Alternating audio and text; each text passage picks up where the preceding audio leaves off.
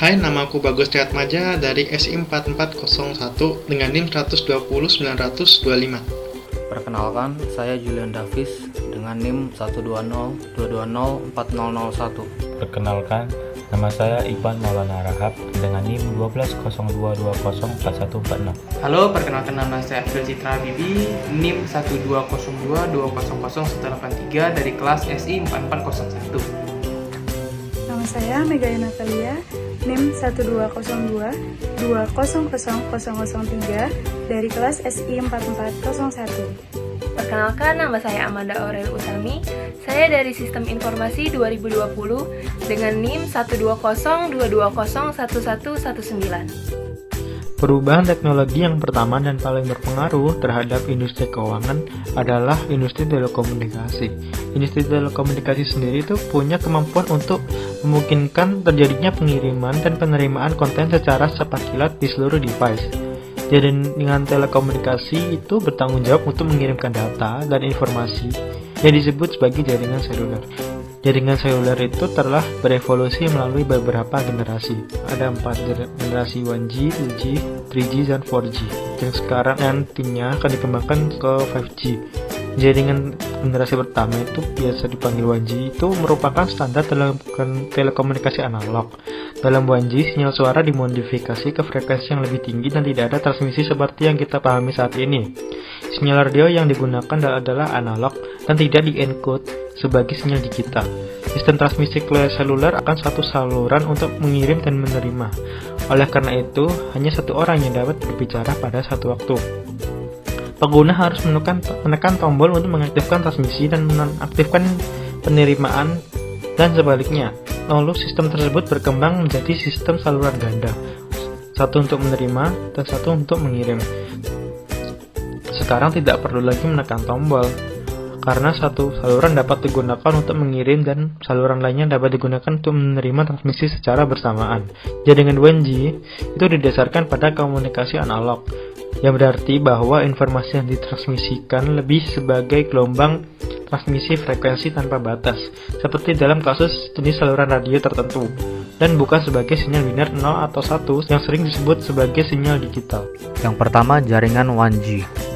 Jaringan seluler 1G diperkenalkan pada tahun 1980-an, dan istilah telepon seluler yang biasa kita dengar berasal dari konsep utama di mana membagi wilayah geografis menjadi beberapa sel, dan semua sel ini akan dilayani oleh satu stasiun pangkalan.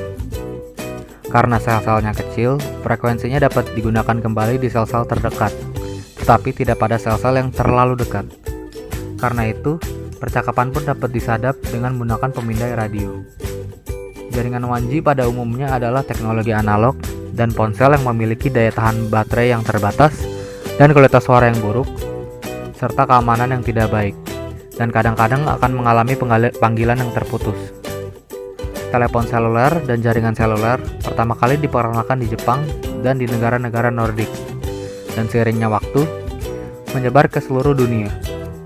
Di Indonesia sendiri, teknologi 1G pertama kali diperkenalkan pada tahun 1984. Kala itu, PT Telkom bersama dengan PT Raja Sahazanah Perkasa menyelenggarakan layanan komunikasi seluler dengan menggunakan teknologi NMT atau Nordic Mobile Telephone dengan menggunakan frekuensi 450 MHz.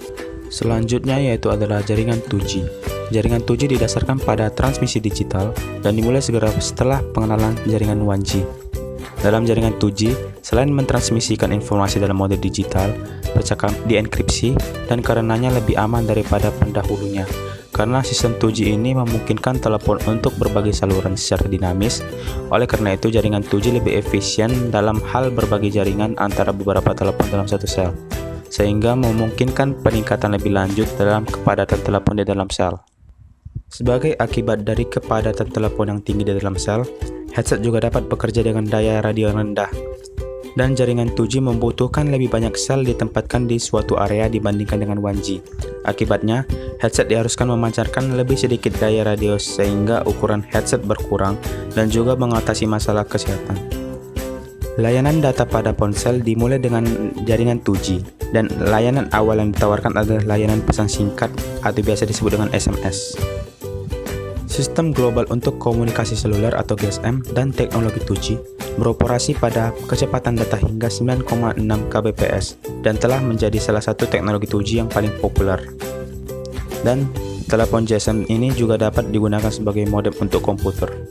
Jaringan 2G juga dikenal sebagai layanan radio paket umum atau GPRS dan kecepatan data yang ditingkatkan untuk evolusi GSM atau Edge yang membangun sistem pengendalian paket di atas sistem 2G yang ada untuk meningkatkan kecepatan data secara signifikan. GPRS ini adalah layanan yang dikembangkan oleh operator GSM yang melapisi jaringan paket switching pada jaringan GSM circuit switched yang ada. Oleh karena itu, GPRS adalah yang paling ideal untuk konten berbasis internet karena mengantarkan serangkaian fitur baru yang lengkap yang dapat digunakan pada ponsel seperti browsing, web, email, dan transfer file antar ponsel. Selanjutnya adalah jaringan 3G. Jaringan 3G ini memiliki layanan suara, akses internet, panggilan video, dan televisi di lingkungan seluler. Jaringan 3G ini memiliki beberapa karakteristik. Yang pertama, mendukung akses ke internet di wilayah geografis yang lebih luas. Yang kedua, data dipecah menjadi paket-paket kecil. Paket tersebut berjalan secara paralel di saluran yang berbeda-beda, sehingga meningkatkan kecepatan data secara signifikan. Dan yang ketiga, pengguna dapat tetap online dengan tidak dikenai biaya untuk waktu yang dihabiskan secara online tersebut. Enak bukan? Pasti kalian bertanya-tanya, ada apa sih adanya perubahan di jaringan 2G menuju jaringan 3G?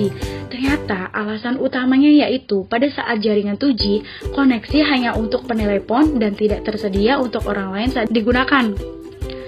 Oleh karena itu, adanya inovasi jaringan 3G.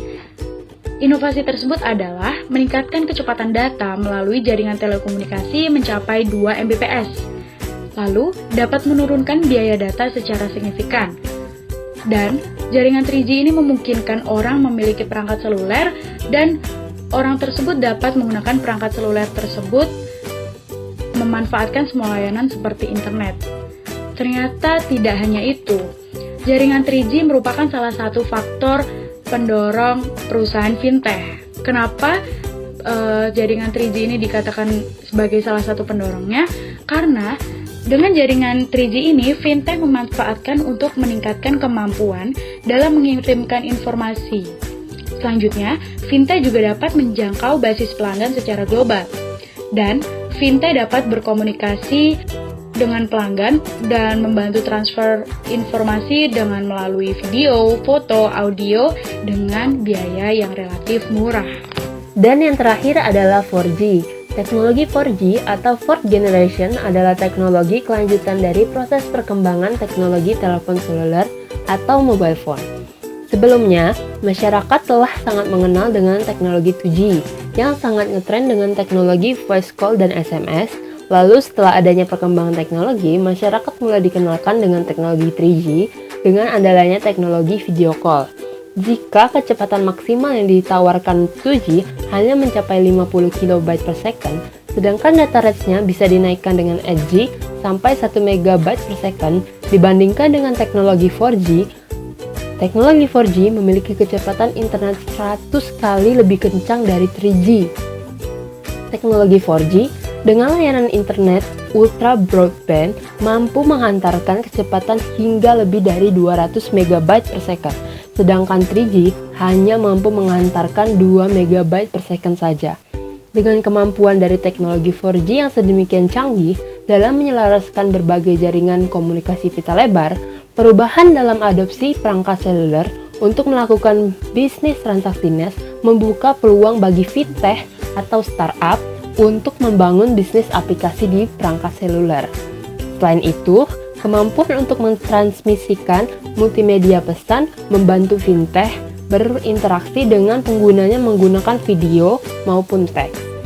Kecepatan tinggi jaringan 4G juga mendorong revolusi fintech dengan meningkatkan kemampuan telepon menjalankan bisnis di mana saja, kapan saja.